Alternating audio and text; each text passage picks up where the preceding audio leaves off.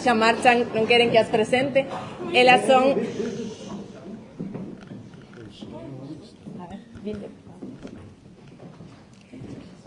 Son alumnas da Escola de Música, en concreto alumnas de canto, Mía Pamela Lorenzo, Sabela Bea, Adriana Rico, Lucía Campos e Martina Castro, que acompañadas de Carlos Oubiña ao piano nos interpretaron Aleluya de Leonard Cohen.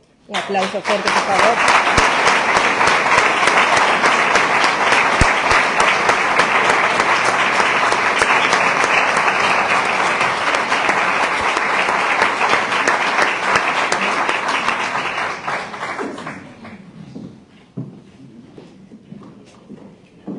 Benvidas a todas e a todos a este acto de presentación do libro Entre o mar e a terra, unha historia das xentes do Grove.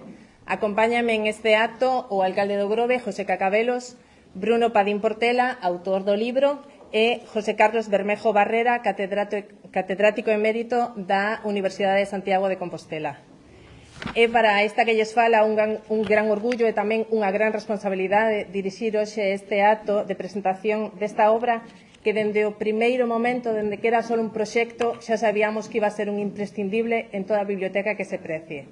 Pero para falarlles ben do libro e do autor, acompáñanos hoxe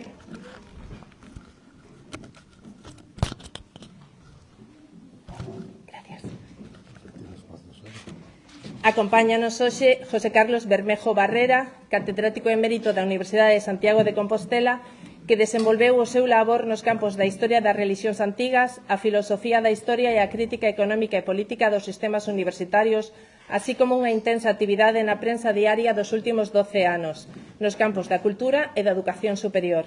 E, ademais, autor de máis de 30 obras. E hoxe nos acompaña para falarnos deste libro. José Carlos.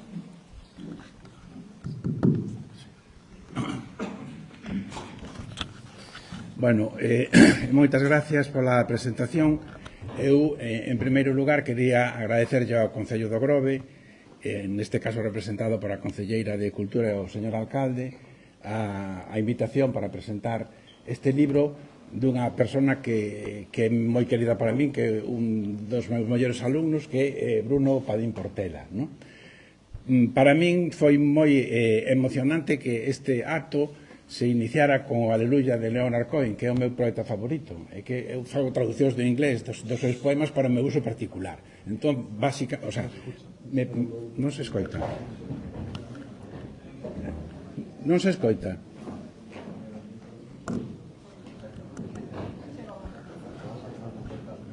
Cousas do directo. Resolvemos agora.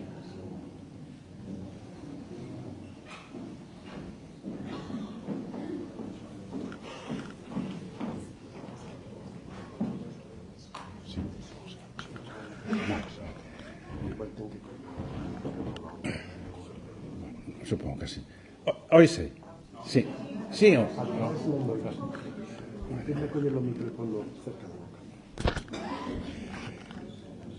Bueno, boas tardes, ¿no?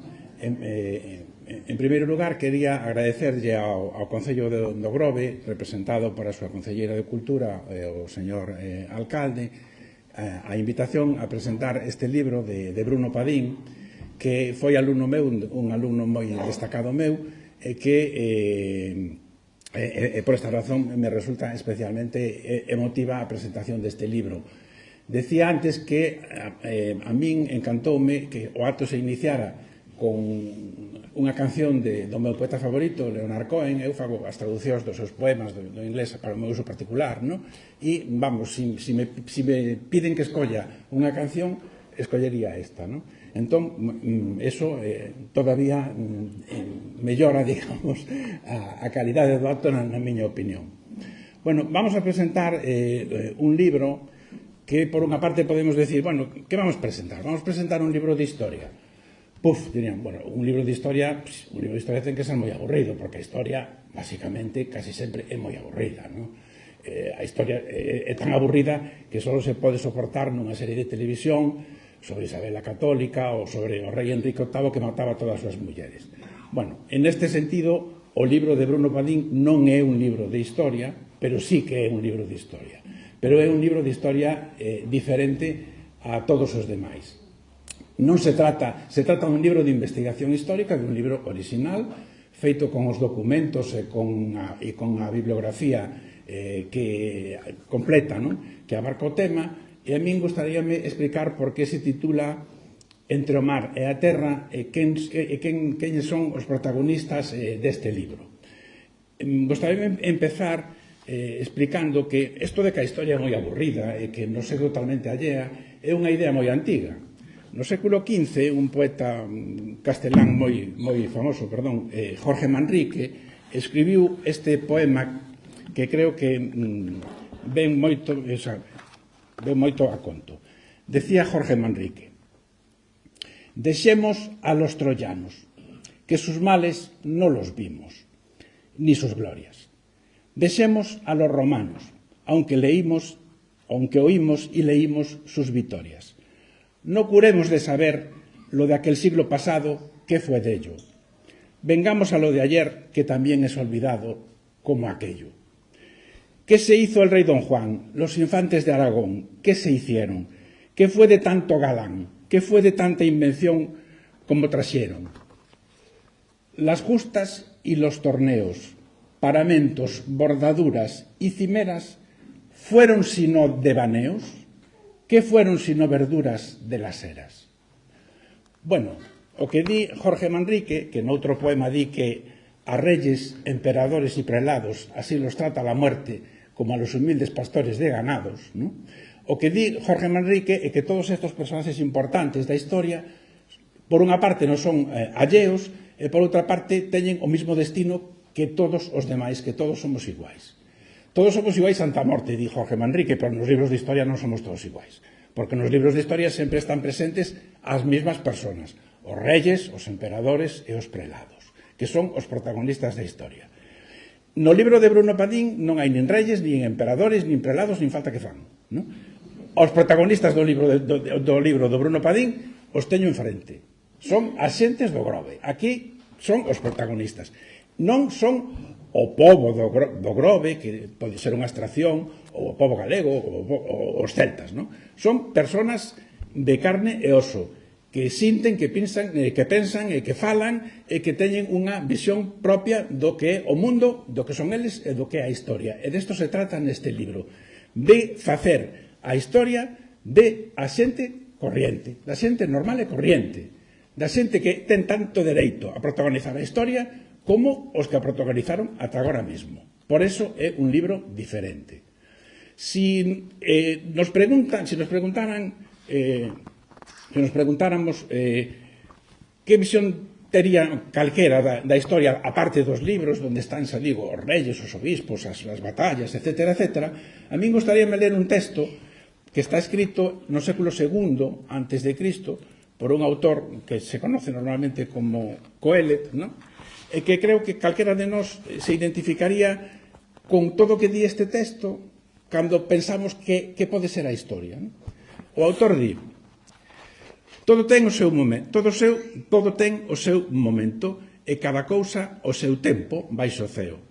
O seu tempo nacer, o seu tempo morrer, o seu tempo plantar e o seu tempo arrincar o plantado, o seu tempo matar e o seu tempo sandar, o seu tempo destruir, o seu tempo edificar, o seu tempo chorar e o seu tempo rir, o seu tempo laiarse e o seu tempo danzar, o seu tempo lanzar pedras e o seu tempo recollelas, o seu tempo abrazarse e o seu tempo separarse, o seu tempo buscar e o seu tempo perder, o seu tempo guardar e o seu tempo tirar, o seu tempo rachar e o seu tempo coser, o seu tempo calar e o seu tempo falar, o seu tempo amar e o seu tempo odiar, e o seu tempo a guerra e o seu tempo a paz.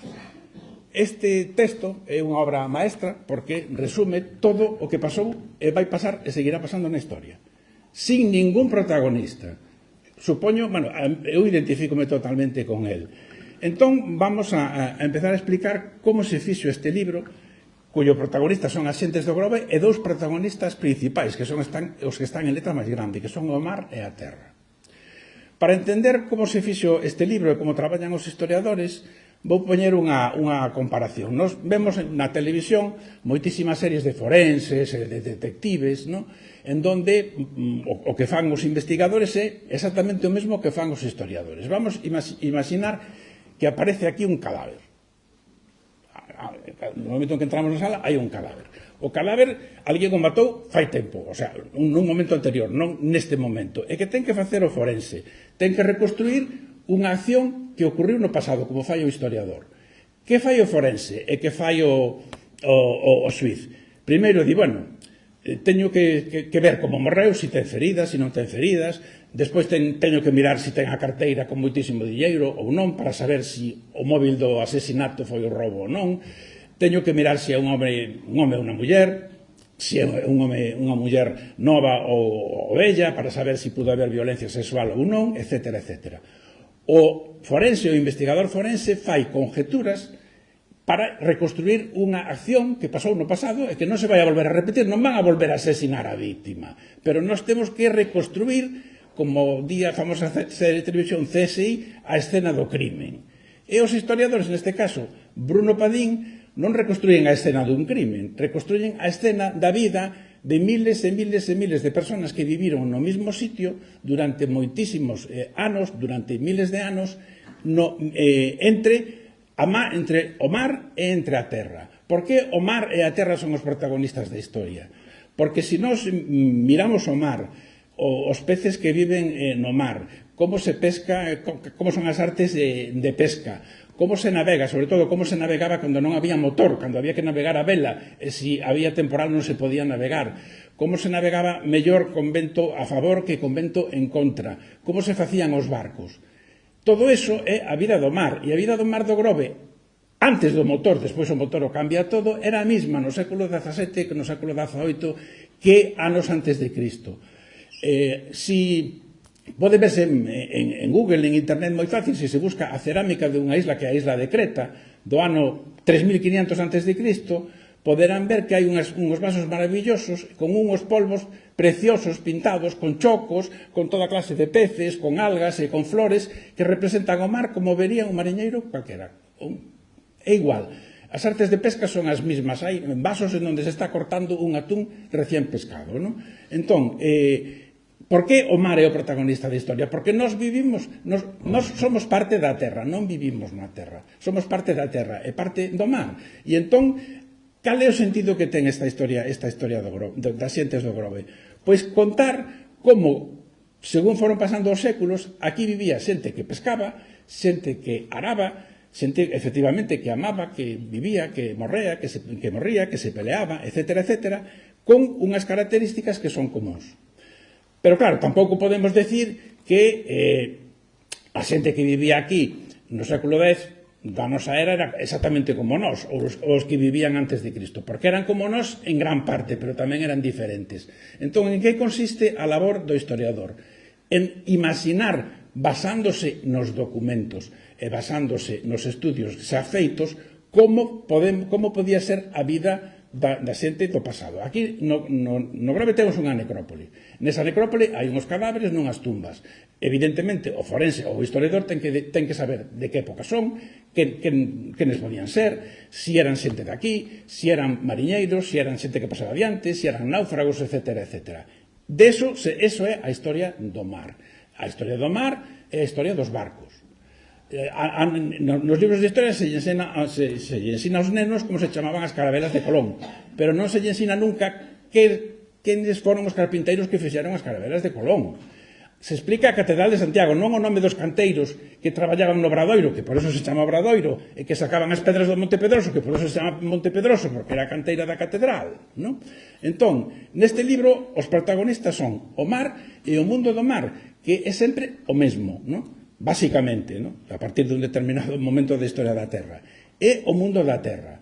Neste libro podemos ver, primeiro, non só como a xente vive do mar, que peces se consumían na antigüedade, na prehistoria, cales eran as formas nas que se construían as casas, etc., etc., sino que tamén podemos ver como o mar foi sempre despreciado polos historiadores, e eu diría que tamén moitas veces por as ideoloxías políticas. Nós sempre identificamos a patria con a terra. Pero é que o mar é parte da patria. Na cultura tradicional galega, os mariñeiros eran relegados frente aos labregos. Os labregos non querían que as súas fillas se casaran cos mariñeiros fai moitos anos, moitísimos anos, porque os mariñeiros eran pobres. E no inverno non podían pescar. ¿No? Hasta que chega a industria conserveira que está presente no libro, hasta que se industrializa a pesca e a pesca se convirte nunha fonte de riqueza, hasta ese momento as casas dos mariñeiros eran as casas moi pequenas, porque os mariñeiros eran pobres. Pero os mariñeiros forman parte da historia de Galicia, por suposto, e da historia do pobo galego, aínda que sempre foron marxinados en Galicia e no resto das culturas, ¿no? Sin embargo, aquí no libro vemos como Grove, que era unha illa, veu pasar por diante nada máis ni nada menos que Almanzor, que saliu de Córdoba por barco, ¿no? Baixando por o Guadalquivir, subiu pola costa e entrou, chegou a Padrón e saqueu a Catedral de Santiago. Por que pasaba por diante? Porque por aquí diante pasaba Almanzor, por aquí diante pasou Julio César, por aquí diante pasaron os romanos, non?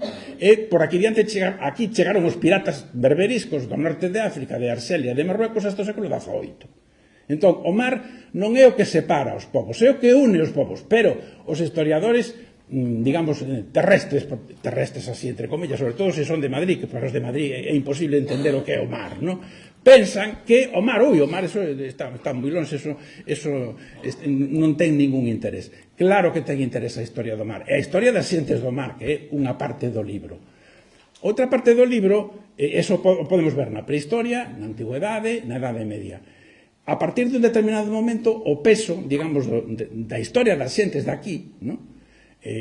Pasa de o mar a terra. A partir da Edade Media temos a propiedade da terra basicamente da Iglesia e dos nobles, os labregos pasan a traballar pagando rentas aos ricos, deles sí que se pode falar, aquí o poderán ver en documentos que son testamentos, contratos de compra e venta de leiras ás institucións eclesiásticas, non?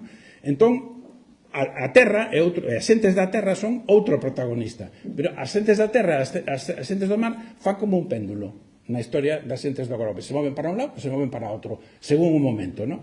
Evidentemente o Grove de hoxe está de fai moito tempo está orientado ao mar, por a pesca, por a conserva e hoxe en día por o turismo, pero no século na Edade Media en a que tamén, por certo, se explotaba industrialmente o polvo, non era tan así, non? Entón, esa é a outra parte do libro, non?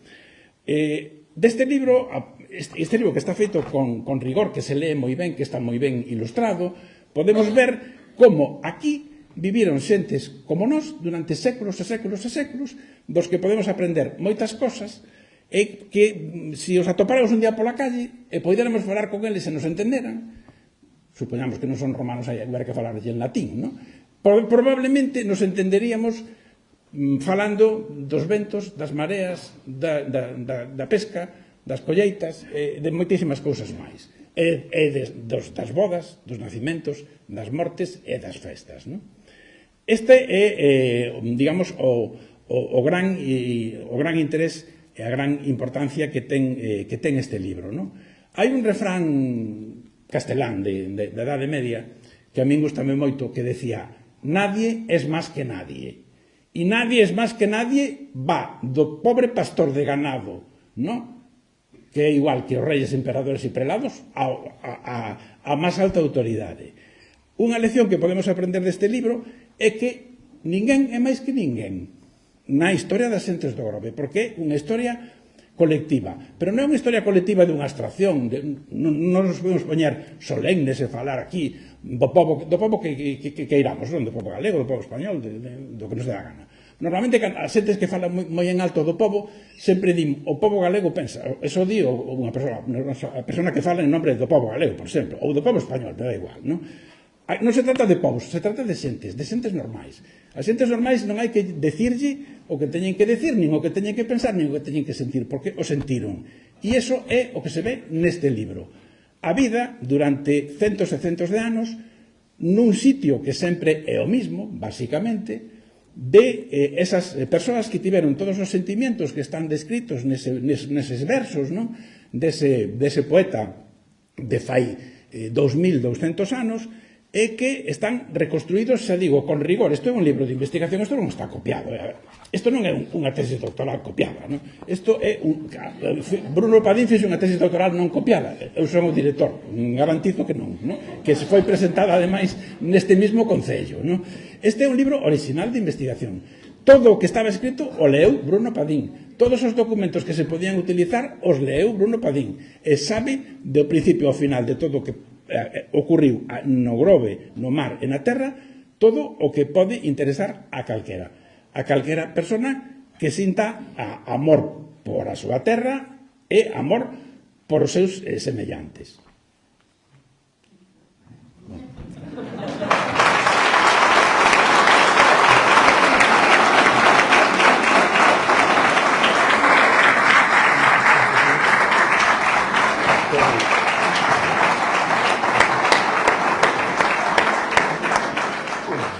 Moitas gracias por estas verbas, José Carlos. E agora vamos a darlle paso ao autor do libro. O autor do libro é Bruno Padín Portela. Vou-vos a explicar quen é Bruno en termos profesionais, porque coñecémolo todos de maneira persoal. Bruno é meco de nacemento, de corazón, e, ademais de eso, é doutor en Historia pola Universidade de Santiago de Compostela. Publicou diversos traballos nas revistas especializadas nos temas de historiografía española, autor de La tradición en la historia de España, que é un libro, Traición en la historia de España, perdón, un libro editado por Acal no 2019, e colabora co Premio de Investigación e Cultura Marítima Luis Rey. E, ademais de eso, como dixo José Carlos, é un traballador incansable que fixo posible pois esta obra que tendes agora, bueno, que teredes entre as mans en un rato, e que Bruno nos vai a falar de ela.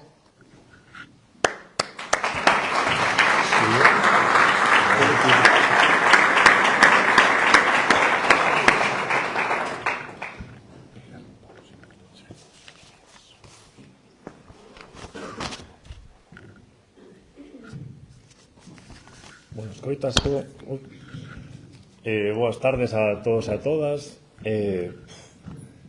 A ver, ahora? Sí? Sí. A verdade é que ver un salón de actos así abruma un pouco, non vos vou enganar, porque para a xente que nos dedicamos ou que adoitamos ir a presentacións de libros ou actos deste tipo, non é nada habitual ver un salón cheo. O normal é que mellor vayan 15 ou 20 persoas, tendo bastante sorte se non chove e se todo vai como ten que ir. Pero entón, en primer lugar, quero agradecer a todos e a todas vos que perderades un rato da vosa tarde en vir aquí, sobre todo para o que decía José Carlos tamén, que escoitar falar sobre historia, sobre un libro de historia, que ainda que teña que ver co Grove, non deixa de ser historia, non? Isto, penso, é unha reflexión persoal que se me na cabeza ahora, que cando moitas veces falamos de que a cultura non interesa, e de que é algo aburrido, e que a xente non está moi pola labor, penso que neste tipo de actos, porque no que presentamos fai 5 anos na Sala das Cunchas estaba igualmente cheo, o Grove sempre responde neste tipo de actos, non hai ningún tipo de dúbida. Quería agradecer tamén a José Carlos Bermejo que este hoxe aquí e que, bueno, dixe estas palabras, porque ao mellor non somos conscientes de quen é, pero é un historiador de primer nivel, tanto a nivel galego como nacional, ten moitísimos libros publicados, ten artigos científicos en revistas tanto a nivel galego, español como estranxeiro, sobre todo estranxeiro, donde ningún historiador galego publica, o sea que ten moito mérito telo aquí, tenlle un cariño ao Grove, pois supoño como consecuencia da relación que eu teño con ele desde fai moitos anos, e para min é tamén unha honra que el pois este aquí presentando este libro. E tampouco me quero olvidar da parte institucional, porque ao final, para que se leven a cabo libros deste tipo, fai falta que, sobre todo desde as administracións, haya xente que aposte e que crean este tipo de proxectos e que os impulse. Eu quero agradecer ao Concello do Grove que tivese a sensibilidade de ver que, bueno, pues neste futuro libro había algo que lle podía interesar a xente. Quero agradecer públicamente e personificalo no alcalde, José Acabelos, porque dende que surxeu o proxecto e desde que comezamos a falar sobre se podía facer algo sobre a historia do Grove que interesase e que, bueno, fose todo o xeral, pero a vez que fose non un tema aburrido, sino que fose interesante para a xente. Sempre estuvo pola labor, polo camiño surxen dificultades que resolvemos sin ningún tipo de problema, e creo que tamén é xustiza nun mundo no que os políticos sempre se lle dá, moitas veces con razón, pois cando hai este tipo de actos, pois tamén quero resaltaro e agradecelo. E non quería acabar esta parte de agradecementos, que adoita ser moitas veces protocolaria, pero neste caso, se cabe, non o é, sobre todo porque non lle gusta estar no primeiro plano, non? Pero tanto a meus pais como a mi irmán, que, bueno, pois sempre apoian, nun mundo tan complicado como da investigación, pois sempre teñen a man tendida e, bueno, a verdade é que de agradecer. Eu penso, cando veña para aquí, estaba pensando en de que falar, veuse na cabeza que podía comezar con anécdota, porque, sobre todo a medida que a xente se iba enterando de que estaba escribindo unha historia do Grove, o que máis lle chamaba a atención non era nin que fose unha historia, nin que fose unha historia do Grove, sino que abarcaba 2500 anos. Entón, a pregunta máis habitual, podían facer na playa, ou tomando un café, ou na 14, onde fose, era a mesma. Era, como faz para quitar a información de fai 2000 ou 2500 anos? Porque, ao final, estamos acostumbrados a que os últimos 50, 100 anos é fácil atopar, incluso podemos coñecer xente que nos pode dar información sobre comezos do século XX, ou sobre mediados, ou incluso en época contemporánea, fai 200 anos tamén, é máis sinxelo atopar información, pero fai 2000 ou 2500 anos ou 1500 anos é bastante máis complicado. Entón, penso que tamén sería interesante explicar un pouco como se chega a unha parte tan recuada da historia, ainda que sea do Grove, sea de España, sea de Galicia, etc. O que dicía José Carlos tamén é certo, o que o historiador ao final é un pouco alma semelga do detective, porque ten que, moitas veces, con indicios moi escasos, tratar de reconstruir como era a vida das xentes dun determinado lugar. Entón, o que temos que facer os historiadores é ir a unha serie de fontes. Por exemplo, no caso da historia antiga, hai unha serie de baseámonos, sobre todo, ou en documentos que nos quedan do pasado, ou en restos arqueolóxicos. O máis habitual, canto máis tiremos para atrás, botar a man dos restos arqueolóxicos, porque o que podemos velo en Adrovello, podemos velo en castros ou en xacementos. Podemos encontrar un enterramento, ou restos de tellas, ou restos incluso óseos, etc. Entón, temos que ir intentando coas ferramentas que ten o historiador e con un método científico que ten o historiador, pois temos que ir intentando reconstruir ese pasado.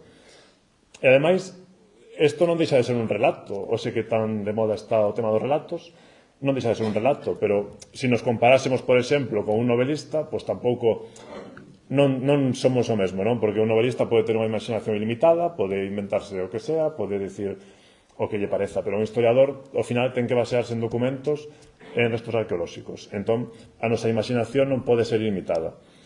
E, ao final, díctanos do que podemos e do que non podemos falar. É unha das cousas que tiña claras cando comecei a investigar sobre a historia do Grove, e que quería facer un relato, unha panorámica moi longa. Non quería centrarme nos últimos 500 anos ou 200 anos, sino que quería tratar de ir o máis atrás posible, ao máximo que fora posible. E entón, penso que é interesante porque nos permite establecer comparacións con diferentes épocas, poder comparar como vivía unha persoa aquí fai 2000 anos, con fai 1500 na Idade Media, ou con fai 300 ou 400 na época moderna. Entón, o que engloba, como dixo José Carlos tamén, é a vida das xentes do Grove, a vida da xente común, da xente como a nós, que habitou aquí. Por eso podemos saber na antigüidade o que comían, podemos saber como ocupaban o espazo, podemos saber como se enterraban. É moi curioso coñecer as formas nas que se enterraban, as direccións nas que se poñían os corpos, a relación que incluso eses enterramentos teñen co medio mariño, porque vemos que hai lugares nos que incluso se poden enterrar con cunchas, ou que tamén pon de manifesto a relación tan estreita que as xentes de aquí teñen co mar desde fai máis de 2000 anos. Despois, se pasamos á Idade Media, o que decía José Carlos tamén, hai que ter en conta que a historia do Grove vai oscilando entre uns períodos nos que hai un dominio maior do mar e outros, principalmente a Idade Media, donde o predominio era a terra. E isto ten unha explicación moi sinxela. A partir, sobre todo, do século VII, século VIII, sobre todo no IX, comezan a chegar aquí os vikingos. Comezan a chegar a Ría de Arousa e teñen cada vez incursións máis habituais. De modo que hai un texto que se chama Historia Compostelana que encargou facer o primeiro arcebispo de Santiago de Compostela, que era Diego Xelmírez. En ese texto, o que se di, que é un texto medieval, dice que a vida das xentes da costa, da Ría de Arousa, do Grove, de Cambados, etc., víase alterada durante sobre 7, 8, 9 meses o ano. Non podían desenvolver unha vida normal nos portos da Ría de Arousa. Por que? Porque estaban constantemente asaltados por vikingos. Os vikingos podemos ver series ou películas, pero ao fin e ao cabo o que viñan aquí era a saquear, a violar mulleres, sobre todo, e a obter botíns.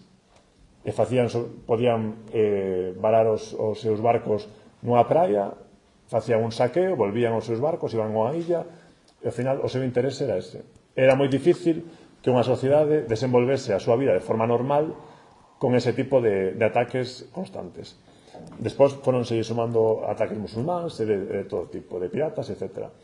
Entón, é lóxico que nesa época exista, sobre todo na Idade Media, sobre todo hasta o século XIV ou século XIII, un predominio da terra, porque é moi difícil vivir cerca do mar. Pero a pesar deso, vemos que as xentes do Grove siguen presentes na historia. Unha das cousas que máis me chamou a atención é a relación que o Mosteiro de Armenteira, por exemplo, tivo co Grove na Idade Media, principalmente entre o ano 1200 e 1250. Prodúcese un trasvase de terras, tanto por doazóns como por compras, entre os veciños do Grove, que teñen nome e apelidos, están recollidos nos documentos, que están recollidos no libro, veciños, mulleres e homes, con nomes e apelidos, que doan ou venden o Mosteiro de Armenteira basicamente por dúas razóns: para salvar a alma ou para cumprir cos seus pecados, para que lles sexan perdoados.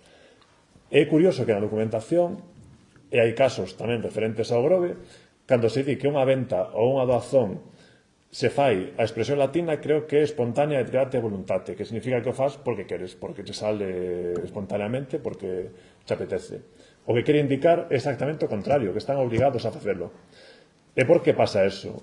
Porque as terras do Grove, para o Mosteiro de Armenteira, foron moi importantes, porque daban unha saída ao mar, que de outra maneira non terían. Había principalmente Pontevedra e Grove, eran os centros máis relevantes nos que máis intereses tiña o Mosteiro de Armenteira. Entón aí prodúcese varias cousas. Prodúcese un trasvase de terras de particulares, principalmente de campesiños, ao mosteiro, e as desigualdades sociais aumentan moito, porque créanse relacións de dependencia enormes. Os propietarios xa non son propietarios, agora teñen que pagar un décimo, e están en relación de dependencia co mosteiro. Entón tamén nos sirve para comprender as dinámicas sociais e como van cambiando. Despois, se deixamos a Idade Media, que tamén estúdanse, como veredes, episodios como a Peste Negra moi coñecida no século XIV, que temos hasta fai 30 ou 40 anos críase que entrara en Galicia por Tui, pero últimas investigacións que se estiveron facendo optan máis porque chegou a Porto da Coruña e foi baixando ata Tui.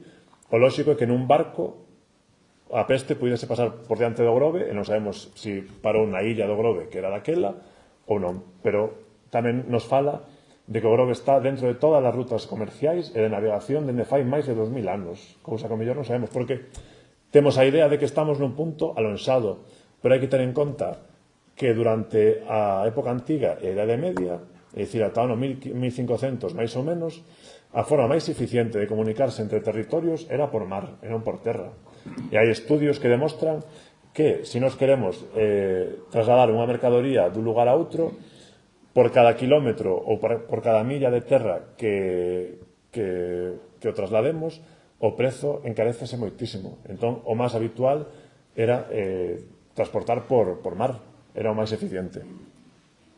Dicía que, deixando atrás a Idade Media, chegamos á Idade Moderna. A Idade Moderna é o período que vai entre 1500 e 1800, máis ou menos, porque os historiadores tamén somos así un pouco proclives a poñer datas para poder entendernos, pero hai que tener en conta que non todos os episodios non todas as épocas teñen un final clarísimo, ni en todos os lugares, entón hai que ser un pouco flexibles, pero bueno, son 300 anos nos que a documentación mellora moito, temos moita máis idea do que foi o Grove, temos máis coñecemento sobre a que se dedicaban económicamente, como era a sociedade, como eran as familias, a poboación, etc.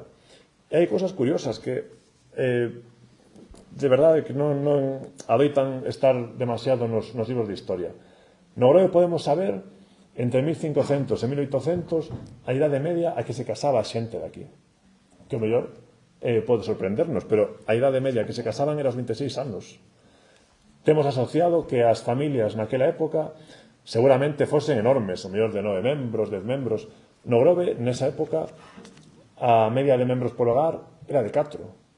Os 2 pais e 2 fillos. Ademais, a historia tamén nos fala das persoas que se casaban, pero que se separaban despois e contraían segundas nupcias. E aquí vemos as diferencias que había entre xénero. Se alguén quedaba viudo, o máis habitual era que en menos dun ano se volvese a casar, pero casábase cunha solteira. En cambio, se o que quedaba era unha muller viuda, tardaba moito máis en casarse, e se casaba, casábase con viudo, non con solteiro. Entonces, son ese tipo de cousas que tamén nos falan das dinámicas sociais e de xénero. E aparte, ao longo, claro, pasan polas miñas mans, pasaron moitísimos documentos, moitísimos libros, pero hai historias que sí que quedan gravadas. E hai unha que dun home do Grove que se chamaba José Fernández Sabino, que foi das que máis me chamou a atención, porque cando os Borbóns chegan aquí no século XVIII, o que fan Felipe V, o que fai é implantar algo que se chamaba matrícula de mar. Claro que era matrícula de mar. Isto significa que todos os homes entre os 18 e 60 anos estaban obligados a servir nas guerras do rei. Isto afectaba aos mariñeiros. Entón, o Grove foi un dos povos que máis afectados se viu pola matrícula de mar. Isto tamén tiña outras consecuencias, que era que os homes tiñan que ir ás guerras, e ao final as mulleres tiñan que dar na casa, facíanse cargo das compras, das vendas, de testar, etc. O sea, tamén hai que intentar desterrar algúns tópicos de que as mulleres non pintaban nada na historia, porque era, se nos vamos aos documentos, era exactamente todo o contrario. Entón, creo que tamén, por eso lle dedico un capítulo, porque me parecía totalmente pertinente intentar, supoño que cada vez estarán máis desterrados, pero bueno, nunca está de máis recoñecer esa labor que moitas veces é silenciosa. Pois a matrícula de mar, hubo un home que se chamaba José Fernández Sabino, como dixen, e que estuvo alistado desde o ano 1738. De feito, sufriu unha prisión en Inglaterra en febreiro de 1348, e ao final despedírono en 1760. O que pasa é que o despediron con medio soldo, que era moi poucos cartos. O que tiña que facer para poder cobrar unha pensión era pasar a lista de inhábiles, pero para pasar a lista de inhábiles necesitabas que un médico de mariña certificase que tiñas que pasar a lista de inhábiles. Aparte, sufreu bullying no traballo, porque lle faltaban moitos dentes, na documentación poña que lle faltaban moitos dentes, e ningún dos seus compañeros quería sentarse con él a comer. E ademais, por si fora pouco, nunha destas travesías, romper as costelas, o sea, tiña moitísimas feridas. E ao final tardou 3 ou 4 anos en lograr que o pasaran a lista de inhábiles e poder cobrar a pensión. Entón, son historias, como decía José Carlos tamén, de persoas que podíamos ser nós se nos tocase vivir naquela época. Nós estamos aquí agora, pero podemos ter vivido noutra época. Podrían pasarnos a nós perfectamente, porque estaríamos vivindo no Grove, entre os 18 e 60 anos teríamos que servir nas guerras, teríamos que servir donde nos mandaran pola matrícula de mar. Ademais, Na matrícula de mar coñecemos que moitos veciños do Grove morreron fora daqui, sabemos que morreron no Caribe 11, nunha guerra, porque se comparamos esas mortes cos momentos nos que hai máis mortalidade, coinciden. E aparte, en alguna documentación tamén aparece así. Pero sabemos que os veciños do Grove tamén emigraban a Cádiz moitísimo, morreron ali, moitos, porque en Cádiz estaba un dos portos fundamentais, sobre todo no comercio cara a América, entón tiñan que buscar salida. A migración foi un dos piares aos que se mantivo tamén esta sociedade, sobre todo nos últimos 300 ou 400 anos, porque era moi complicado, aquí había moitos habitantes, era moi complicado que o que as terras daban e o mar daba dese para todos, entón había que buscar unha saída, non había outra maneira que facelo que migrando, e os principais puntos era, sobre todo Andalucía, principalmente Cádiz. Entón, penso que ao final estamos tratando de reconstruir iso, vida de xente normal, vida de xente como a nós, afastándonos un pouco desos grandes nomes da historia que moitas veces temos, os reis, os emperadores, os papas e os prelados. Este libro, ao final, o que quere ser, basicamente, e vou rematando, porque senón líome máis a falar, o que quere ser...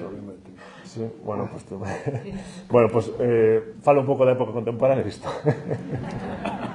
Nada, despois chegando á época contemporánea, bueno, temos outros episodios que aparecen no libro que teñen que ver fundamentalmente coa chegada dos fomentadores cataláns que chegan dende mediados do século XVIII, máis ou menos, e van asentando toda a serie de fábricas de salazón que ao final serán as precursoras da posterior industria da conserva, que aquí será fundamental. E remato xa falando un pouco sobre a toxa, que tampouco é que podamos decir moito máis do que sabía, porque hai unha tese de doutoramento dun home que leo en Madrid fai 15 ou 20 anos e que son 700 páxinas. Eu tamén penso que sería bo poder publicala porque todo mundo puidese ter acceso a esa obra, non? Pero pasamos dunha toxa no século XIX, cando Antonio Casares fai o seu informe en 1840 sobre as augas, na que descríbese nas fontes como un sitio ermo, un sitio que non hai nadie, que non vive, que non habita. Aparte, compárase moito con Cambados, que ten unha vegetación moito máis exuberante. Pasamos no tránsito do século XIX ao século XX, alrededor do ano 1900, a que se comeza a ser un centro de poder, un centro de negocios, un centro onde se pode integrar políticamente, e ao final un centro de referencia en Galicia, non só a nivel político, sino tamén a nivel de aguas termais, de balneario e de turismo. E iso podese ver, como se recolle no libro tamén, estudiando o número de visitantes que chegan a Toxa por anos. E vemos que hai un crecemento brutal e que só ao final a Toxa compite con Mondariz como un centro de referencia do noroeste de España. Ao chegar a Guerra Civil, a cousa frena en seco, por lo que todos sabemos, e despois xa, coas reformas que hai, costa chegar a esa época de esplendor que foi entre finais do século XIX e principios do século XX. Como dicía, xa rematando, eu non son o protagonista hoxe aquí, a pesar de que escriben este libro. Eu penso que só son o fío conductor que permite que historias de xente que de outro xeito nunca coñeceríamos hoxe poidan estar aquí.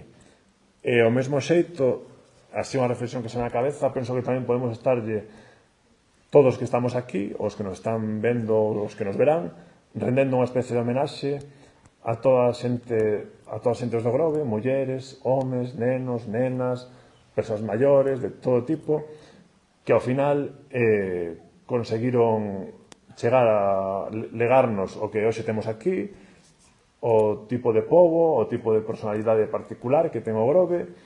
Eu só podo dicir que para mí foi unha honra poder facer este libro e que o meu nome, tratar de contribuir con un grande area a todo este acervo cultural, histórico, patrimonial que ten o Grove, porque os verdadeiros protagonistas da historia son os que están neste libro, a eles ten que ir dedicado. Moitas gracias.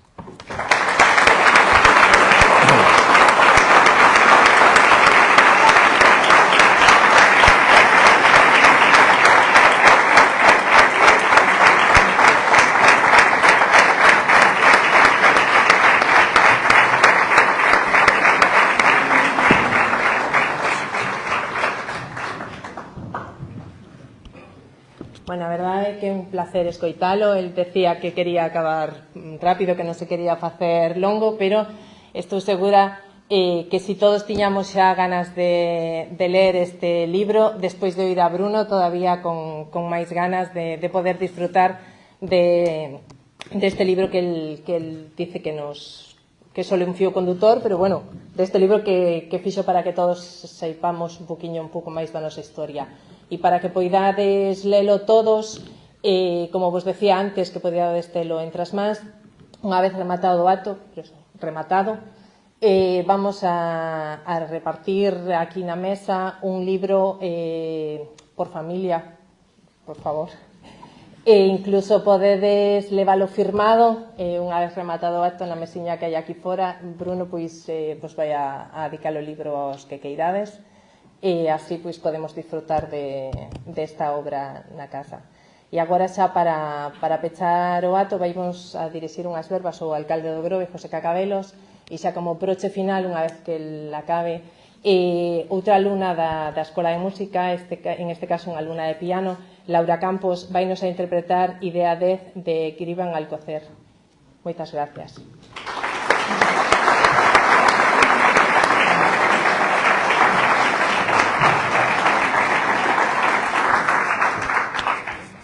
Pois, moitísimas gracias, boa tarde a todas e a todos. A verdad é que, como decía Bruno, un acto de presentación de un libro que acolla a 150 persoas, veciños e veciñas do Grove, penso que en poucos sitios, lugares, unha presentación dun libro acolle a tanta xente, polo tanto, a verdad que é para estar orgullosos e a súa vez tamén sorprendidos.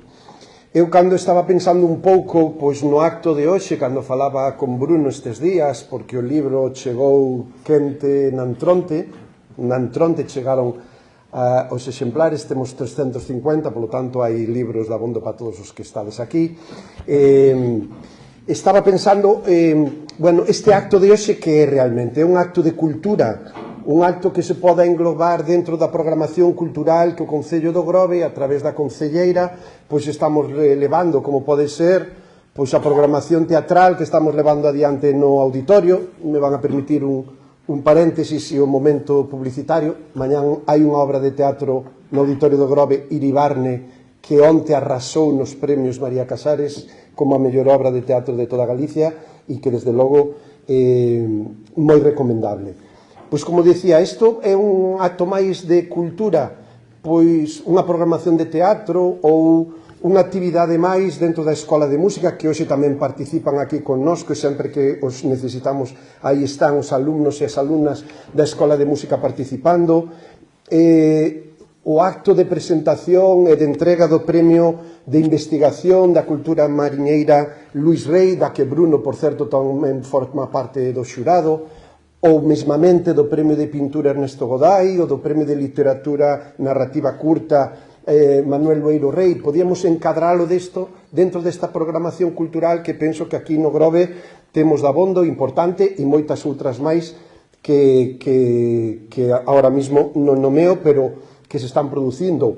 Tampouco é a primeira presentación dun libro que facemos promovido, subvencionado, financiado polo Concello do Grove. Temos xa feito presentacións de outros libros e de outros autores, veciños, veciñas daqui do Grove. E a verdad que eu me leva isto a dicir que sí é un acto cultural, pero é algo máis. E eu creo que non vai a ser soberbia, creo que hoxe aquí estamos a presenciar un fito histórico, presentando un libro histórico, valga a redundancia, porque hoxe estamos nun acto de cultura, de patrimonio, de sociedade, de economía, de vivencias, de veciños e de veciñas, porque, como ben decía José Carlos e como decía Bruno, este é o libro das xentes do Grove, entre o mar e a terra, que desde logo me parece un dos títulos máis axeitados que se pode trasladar.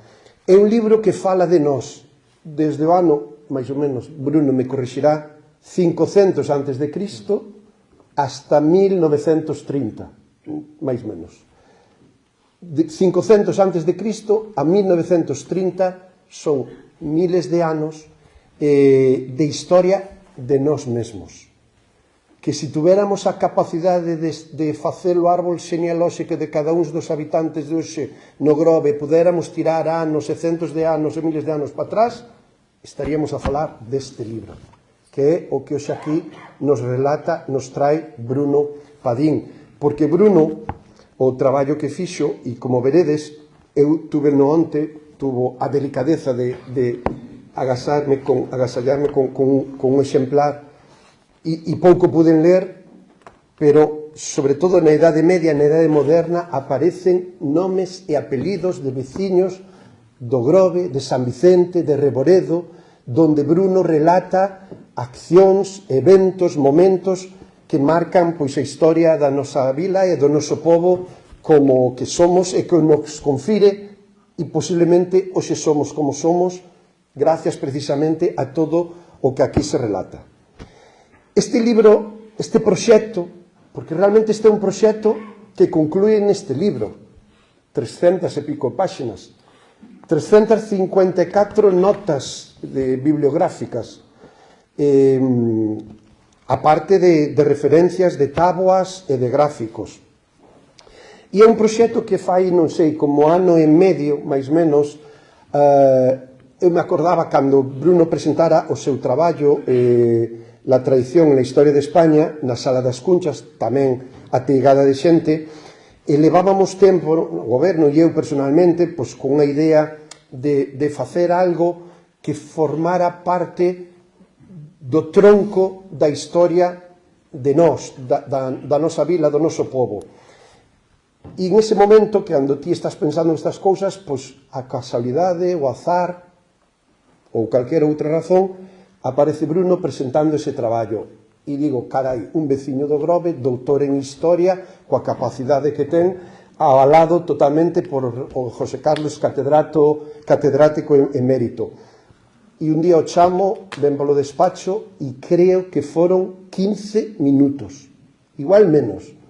Bruno, mira, temos esta idea, nos gustaría levar adiante un traballo que falara de nós, que falara das xentes do Grove, que falara da historia do Grove. E Bruno, a resposta foi: vexo clarísimo e creo que podo levar adiante ese traballo. E así nace este proxecto, que lle puxen dúas condicións: que fora riguroso, científicamente riguroso, pero que non fora un tostón, que non fora o típico tratado, ensayo de historia que finalmente acaba en calquer estante que non lee nadie, que fora ameno. E a verdade é que onte tuve ocasión de empezar a leelo, é de lectura fácil, trae moitos datos, pero é de lectura fácil e que desde logo penso que os dous obxectivos os ten acadados Bruno, porque cando onte me traía o libro, e claro, empezas a verlo, ves 350 e pico notas a pé de páxina, bibliografía, referencias de centos de libros, e a ver, Bruno, dime a verdad, ti todo isto non leste. A ver, isto é para quedar ben. Son 3 páxinas de bibliografía. E Bruno me di, José, a lo menos tuven 10, 15 minutos todos e cada un destes libros. Hai libros que lín totalmente, hai libros que lín un capítulo e hai libros que lín unha parte porque é o que enriquece e o que leva al diante que fai posible este libro. De aí a importancia deste libro, porque está feito desde o rigor científico, desde o traballo de un historiador e que ademais tuvo desde o primeiro momento clarísimo que aquí se viña a falar das xentes, homes e mulleres que conforman a historia do Grove desde o 500 antes de Cristo. E ademais Bruno me trasladaba que este libro ten outra característica ou outra condición que o fai especial e casi singular. E posiblemente o profesor me poderá corrixir, porque Bruno me decía: podo garantirte que máis alá das grandes cidades, Vigo, Santiago, non hai un pobo de menos de 50.000, 30.000 habitantes que teña un libro destas características. En toda Galicia non hai, e non sei se en España. E isto é o que tamén fai singular este traballo, porque Bruno tivo a capacidade de facer un traballo que ben podía ser de outra característica de Galicia, de Santiago ou de calquera outra cidade ou momento histórico que aparentemente parece máis importantes. Pero aquí a importancia é que fala de nós, que fala entre o mar e a terra. Así que para nós hoxe, para min, personal e políticamente, é un día importantísimo, porque penso que este vai a ser o tronco e a partir de aquí van a sair e xurdir moitísimos traballos, algúns que xa se teñen feito e moitos máis que se farán, que seguirán falando de nós, da nosa historia, des momentos, porque cando empezas a ler o libro ves cuestións que distí, aquí hai outra porta que se abre para investigar. De feito, xa lles adianto que posiblemente este ano non, pero ano 26 Bruno e o Concello poremos en marcha outro proxecto que Bruno xa ten na cabeza, que tamén vai falar do Grove, que tamén vai falar da súa historia e concretamente do que falaba antes o profesor, da importancia do mar que a historia nunca tratou axeitadamente, do mundo do mar e como influye o mar na nosa historia. E ese é o traballo e o proxecto que vamos a ter próximamente. Así que, como lles digo, hoxe creo que é un día moi importante e a min non me queda xa nada máis que agradecerlle a Bruno Padín Portela o seu compromiso, a súa implicación, a súa facilidade que amosou desde o primer momento e, desde logo, a súa dedicación e o seu traballo, porque, gracias a todo elo, hoxe o Grove, as xentes do Grove, ten entre as nosas mans, e todos vostedes van a dispoñer a partir deste momento, cando remate a peza de piano, van a ter esta parte que somos nós, somos as mulleres e os homes do Grove, esta parte desa historia, toda a historia, desde que se coñece alá antes de Cristo hasta o 1930, e que se resume perfectamente no título, Entre o mar e a terra. Así que, Bruno, moitísimas gracias, parabéns e enhoraboa. Moitas gracias.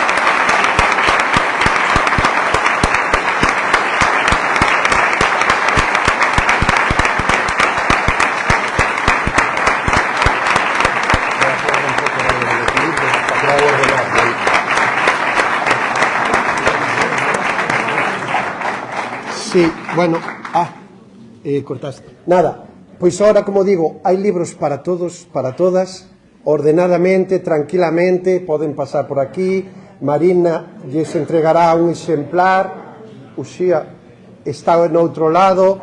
Esta primeira edición está subvencionada pola Diputación, principalmente polo Concello do Grove, vai ser totalmente gratuita, pero de logo estamos falando con Bruno, seguramente faremos xa unha segunda edición para que calqueira que quede sin este libro pois o poda comprar a un precio asequible pois nas librerías do Grove, pois eso xa será dentro dos meses posiblemente. Así que con toda a tranquilidade e calma, aquí hai un exemplar para cada un dos presentes, e despois Bruno non sabe onde se mete, pero isto é como cando che mandaban no colexio repetir 50 veces ou 300 veces o tema, estará na mesa que hai fora para calquera que o considere e que así o quera, pois lle adique o seu libro. De acordo? Moitas gracias por vir, boas noites.